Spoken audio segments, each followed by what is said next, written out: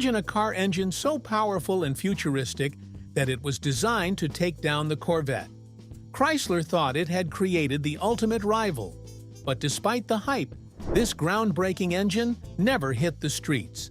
What happened to the engine built to kill the Corvette? Here's the untold story of this legendary turbine engine. History. Chrysler's turbine engine was an ambitious project designed to change the way cars were powered, but it didn't quite make it to the mainstream. The journey began with a bold idea: using jet engine technology in a car. It seemed an unusual choice, but after World War II, engineers were eager to experiment with new technologies to improve vehicles. Chrysler, always pushing boundaries, aimed to create a turbine engine that could power cars. In fact, it was even thought to be the engine Chrysler built to kill the Corvette, but despite its potential, it never made it to market. Let's have a quick look at its history. In 1945, Chrysler started getting serious about turbine engines when the U.S. Navy awarded it a contract. The Navy wanted Chrysler to build a gas turbine engine for aircraft use. Chrysler, always at the cutting edge, took on the task and developed the A86 turboprop engine. This engine was innovative and cutting-edge for its time. However, just 4 years later, in 1949, the government canceled its contract. This left Chrysler with a powerful engine and no real use for it, but Chrysler wasn't ready to give up on the technology just yet. The engineers realized that this technology had huge potential, and they started thinking about how it could be used in something other than airplanes. After the contract was canceled, Chrysler's engineers shifted focus. They began thinking about how they could adapt the turbine engine for automobiles. At first, the idea seemed strange. How could a jet engine be used in a car? Cars are not built to fly after all. However, engineers quickly recognized the advantages of turbine engines. They were smaller, lighter, and had fewer moving parts than traditional piston engines. This meant that the engines could last longer and required less maintenance. Even more impressive was the fact that turbines produced smoother power and less vibration compared to the loud, choppy operation of piston engines. It sounded like the perfect solution for cars. But it wasn't all easy. There were challenges ahead. While the turbine engine had great potential, there were also many problems that had to be solved. Turbines were known for being less fuel efficient than traditional engines. Additionally, turbines required special materials that could withstand extremely high temperatures. Not only that, but turbines needed a complicated production process. This would make mass production expensive. However, Chrysler's engineers were determined to overcome these obstacles. They knew that if they could solve these problems, they could create something revolutionary. Beyond this, the engineers weren't just thinking about technology, they were also thinking about the market. They knew that cars needed to be affordable to compete with the more common, piston-powered vehicles. Chrysler needed to make sure that a turbine engine was not only viable in terms of technology, but also in terms of cost. It would have to be manufactured on a large scale without raising the price too much. This meant they needed new materials that could handle the high temperatures created by the turbine engine, but were still cost-effective enough to make the car affordable. They worked hard to find these materials, and soon enough, they were ready to proceed.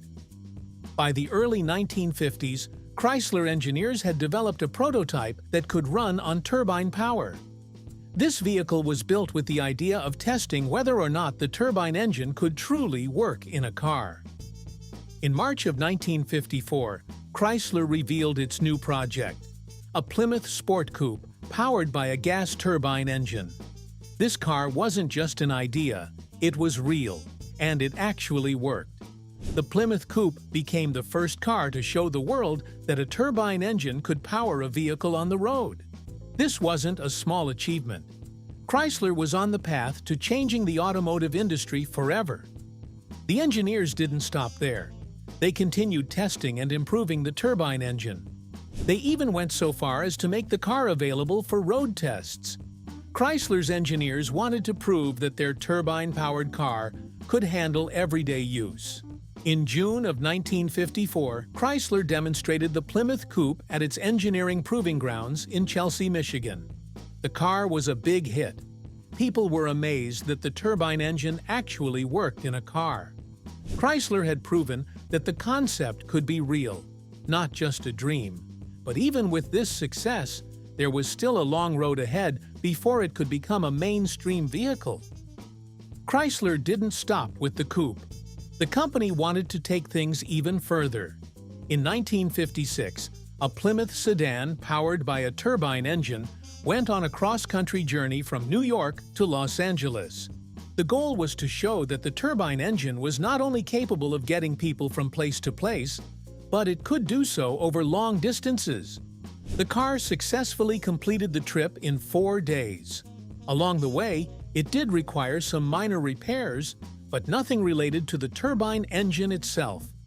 The Plymouth sedan demonstrated that a turbine engine could work just as well as a regular engine over long distances.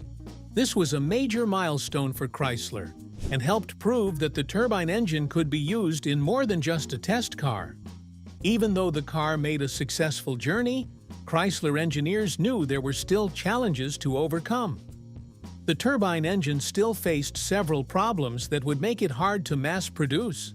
For one thing, the engine had a tendency to burn through fuel quickly. This was one of the biggest issues that had to be worked out before turbine-powered cars could be made available to the general public. Additionally, the turbines were louder than most traditional car engines. This would make them unpopular with drivers who were used to the quiet, smooth ride of a regular car. Chrysler's engineers knew they had to find ways to improve the fuel efficiency and noise levels of the turbine engine if they wanted it to succeed. Despite these challenges, Chrysler's turbine engine showed great promise. The technology was revolutionary, and Chrysler was proud of what they had achieved. The company continued to develop and test turbine engines, but the dream of mass-producing turbine-powered cars would remain just that, a dream. Chrysler's turbine-powered vehicles never made it to the market in large numbers. While the car was able to do some impressive things, it wasn't enough to overcome the challenges that stood in the way of mass production. Testing and further developments. After Chrysler's initial success with the turbine engine, the company decided to continue testing and improving the technology. In 1956, the first successful cross-country trip using a turbine-engined car took place with a Plymouth Belvedere. This marked a huge milestone for Chrysler, proving the turbine engine could handle real-world conditions. It wasn't long before Chrysler moved on to their second-generation turbine engine, known as the CR2. This version offered better fuel economy and more horsepower than its predecessor. By 1961, Chrysler had moved into the third generation, the CR2A, and took this turbine engine on a cross-country trip from New York City to Los Angeles. The journey tested the car's durability in snowstorms, rain, and heavy winds. The results were positive. The turbine engine showed impressive fuel efficiency and very little wear and tear. These tests proved that the turbine engine could be reliable, even in extreme conditions. The high-water mark. In 1963, Chrysler introduced the fourth-generation turbine engine, which was installed in the Chrysler turbine car. This was the most advanced turbine engine at the time, and it boasted some amazing features. It could run on almost any type of fuel, from gasoline to vegetable oil. Chrysler even famously claimed the turbine could run on things as unusual as Chanel No. Beige perfume. This engine could also generate 130 horsepower and an incredible 425 pound-feet of torque, making it capable of reaching 0 to 60 miles per hour in 12 seconds. The car itself was also a technological marvel, with a smooth design and cutting-edge features. After that, Chrysler set out to see if the public would embrace the turbine car as much as they did the technology behind it. They took the car on a world tour, visiting 23 cities across 21 countries. The turbine car's impressive performance and unique fuel capabilities drew attention everywhere it went. Chrysler even lent out 50 of the cars for a special program, allowing people to drive them for 3-month periods to get feedback. This program was known as the Turbine Car Evaluation Program, and it helped Chrysler gather valuable information about how the car performed in everyday use. Going all in.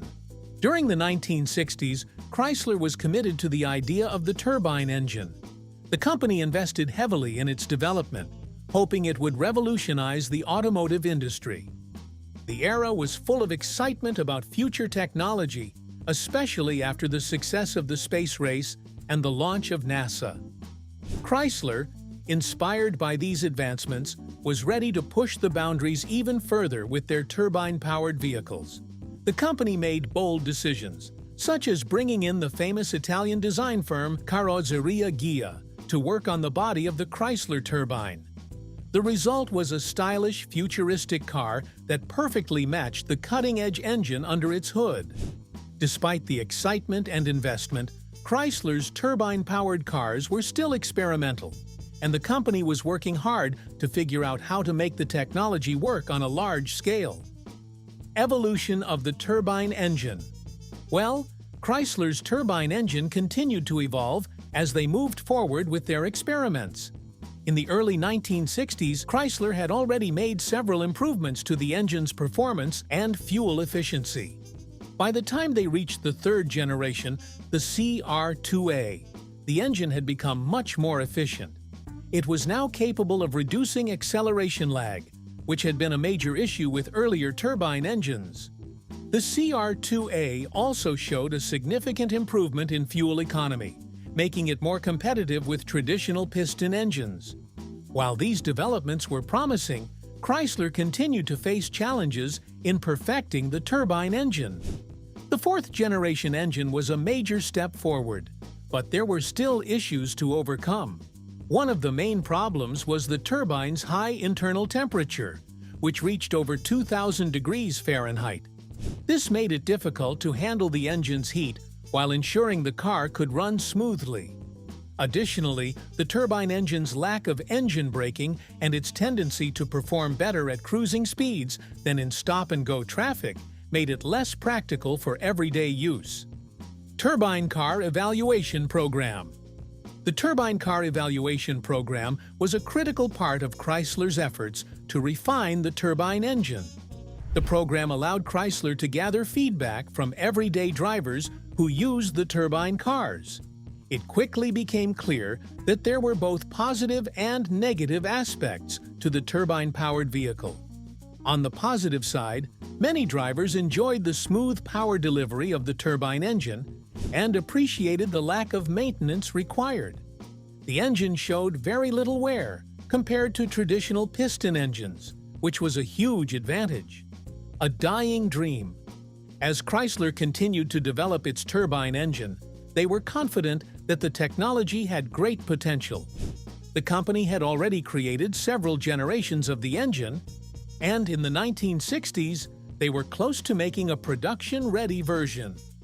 The turbine engine was a groundbreaking idea, and Chrysler believed it could revolutionize the automotive industry. However, there were too many challenges standing in the way. While Chrysler had already made several test cars, like the 1964 Plymouth A875, and was even preparing to build 500 turbine-powered Coronets for sale, the dream was starting to fade. By the time Chrysler had made it to the 1970s, the turbine engine faced increasing pressure from environmental concerns and changing regulations. While the company worked hard to improve the engine's performance, there were still issues, particularly with fuel consumption.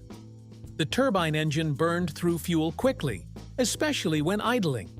The engine ran at an astonishing 22,000 revolutions per minute, which led to excessive fuel use.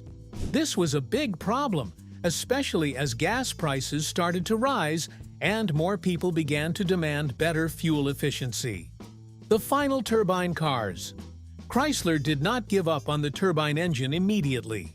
By 1976, they had a few final turbine-powered prototypes, including the 1976 Dodge Aspen and a concept car based on the 1977 LeBaron. These cars showed that Chrysler was still pushing forward with the turbine engine. But the realities of the automotive market were starting to set in. Despite the improvements in later generations of the turbine engine, Chrysler was no longer in a financial position to keep investing in the project. By 1979, the company was dealing with major financial struggles, and the turbine engine was no longer seen as a viable solution. The truth is, Chrysler's turbine engine had once promised a future where cars could run on almost any type of fuel. But in the end, it was not enough to overcome the challenges it faced. The government had even stepped in with a $6.4 million loan in 1972 to continue development. But the engine's poor fuel efficiency, high nitrogen oxide emissions, and lack of widespread consumer interest meant that Chrysler's dream of mass-producing turbine-powered cars would never come true. A government loan and a dead end. Then, in the late 1970s, Chrysler was in dire financial trouble. The company had spent a lot of money on turbine engine development, but with the pressure of rising fuel costs and stricter emissions regulations, Chrysler needed a government loan to survive. The government was willing to help, but it came with one condition. Chrysler had to shut down its turbine engine project. The company faced a difficult decision: continue with a project that was draining money and resources, or focus on more practical solutions to get back on track. Ultimately, the loan forced Chrysler to abandon the turbine engine, effectively ending the dream of turbine-powered cars. By the early 1980s, the turbine engine was no longer a priority. Chrysler had other, more pressing matters to deal with, and the government's loan conditions made it clear that the turbine engine was no longer a viable option. Turbine engines aren't fuel efficient. Apart from this, one of the major issues that plagued the turbine engine was its fuel efficiency. The turbine engine simply consumed too much fuel to make it practical for everyday use. While the engine could run on a wide variety of fuels, everything from gasoline to jet fuel, it was still highly inefficient. The turbine engine idled at a high 22,000 revolutions per minute, which meant that it burned through fuel quickly, especially in stop-and-go city traffic. Despite Chrysler's efforts to improve the engine's fuel economy, it never reached a level that could compete with more traditional piston engines. In fact, by the time Chrysler reached the later stages of turbine development, the best fuel economy they could achieve was about 10 to 12 miles per gallon. While this might have been acceptable in the early days of the project, the rise of more efficient cars and the increasing demand for better fuel economy made the turbine engine seem outdated and impractical. Even with all the advancements Chrysler made, it still couldn't match the fuel efficiency of piston engines, which were becoming increasingly better at squeezing more miles out of a gallon of gas. High cost. Despite this, the issue of fuel economy was just one of many challenges Chrysler faced in developing the turbine engine. Even though the turbine engine was lighter and had fewer moving parts than traditional piston engines, it still required expensive materials to build. Chrysler's engineers had to invent a special alloy that could handle the extreme temperatures inside the turbine. These materials, while necessary for the engine's performance, were costly to produce. This made the turbine engine much more expensive to build than a standard piston engine, and Chrysler's financial troubles made it hard for the company to continue investing in the project. Along with the high cost of materials, Chrysler also had to deal with the cost of setting up a new factory to manufacture the turbine engines. Even though the company had the tools needed to build the engines, they simply didn't have the money to build the factory required for mass production. The turbine engine required such specialized manufacturing processes that Chrysler couldn't produce it on the same assembly lines used for regular cars. This added another layer of financial strain to the project, and without enough money to build the necessary factory, Chrysler was stuck. While the U.S. government had provided some funding for the turbine project, the support wasn't enough to overcome these challenges. By the late 1970s, the government had also imposed restrictions on Chrysler, requiring them to stop developing the turbine engine. This decision was partly because of the turbine engine's poor fuel efficiency and high costs, but it was also influenced by the changing priorities of the government. The EPA, which was created in the early 1970s, had started to enforce stricter environmental standards, and the turbine engine's emissions were far too high to meet these new regulations. Even though Chrysler had worked with the EPA to try and improve the emissions, it was clear that the turbine engine couldn't meet the government's standards. The end of an era. In the end, Chrysler had no choice but to abandon the turbine engine project. The last cars to receive the turbine engine were experimental models, such as the 1981 Dodge Mirada and the 1978 LeBaron. These cars were not sold to the public, but were used for testing. Despite their efforts, Chrysler could not make the turbine engine a viable option for the mass market. The dream of a turbine-powered car quietly faded away, and the turbine engine was never produced in large numbers. Final thoughts. Although the turbine engine failed to reach the mass market, its impact on automotive history is still significant. The Chrysler turbine engine was a groundbreaking project that showed how far Chrysler was willing to go in the pursuit of innovation. It was a bold experiment in automotive technology, and even though it didn't succeed, it helped push the boundaries of what was possible at the time. Thanks for watching. So, while Chrysler's turbine engine never made it to the market, it still remains one of the most fascinating what-could-have-been stories in automotive history. What do you think? Let us know in the comments below. And don't forget to like and subscribe for more stories like this. See you in the next video.